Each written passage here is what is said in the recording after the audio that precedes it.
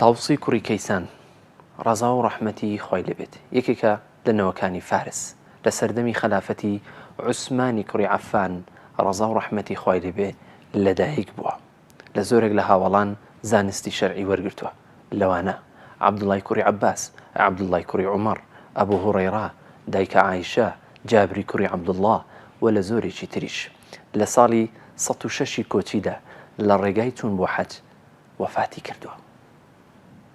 داودی کوڕی ئیبراهیم دەژێڕێتەوە دەفەرمێت شەوێکیان لە ڕێگای چوون بۆ حەج شێرێک ڕێگای لە خەڵکی گرت و خەڵکی لێ کۆبووە و بە پێوە وەستان و نایان دەتوانی بڕۆن تا وەختی سەحەردا هات شێرەکە ڕۆیشت خەڵکیش بەلای ڕاست و بەلای چەپدا بڵاو بوونەوە.